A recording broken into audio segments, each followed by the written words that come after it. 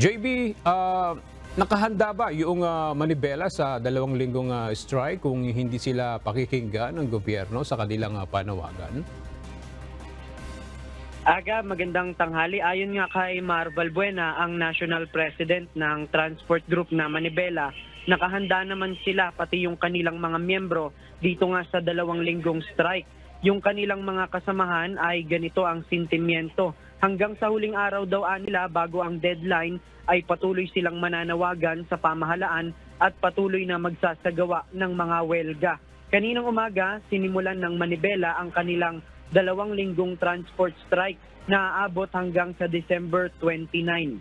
Ayon sa grupo, ihinto lamang nila ang tigil pasada kapag inanunsyo na ni Pangulong Bongbong Marcos Jr. na palalawigin pa rin ang bisa ng mga provisional authority o yung prangkisa ng mga tradisyonal na jeep kahit pa hindi sila nag-consolidate.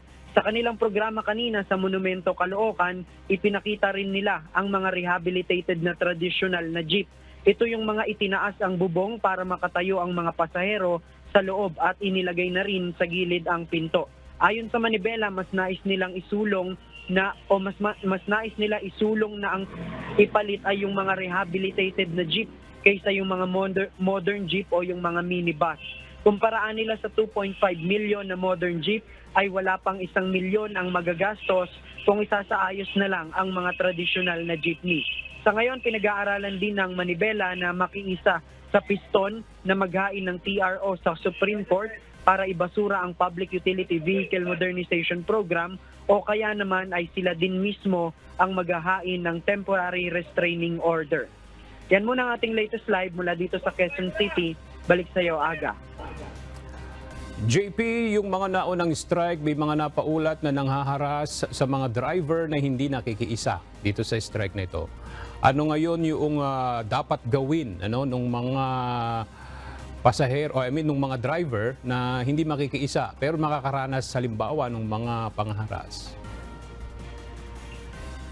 Aga, kanina itinanong natin kay Mar Balbuena kung yung bang mga nangaharas ay kabilang doon sa mga kasamahan nila. Ang sabi ni Mar Balbuena, yun daw ay mga nakikiusap lang na yung ibang mga traditional na jeep na bumabiyahe pa rin ay wag nang bumiyahe at sumama na lang sa kanilang transport strike.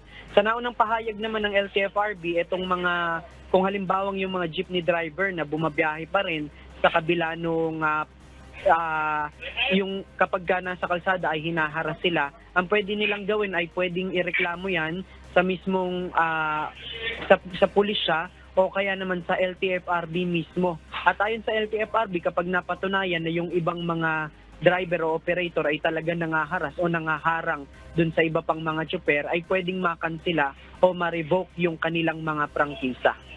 Aga? Maraming salamat, JP Nunez.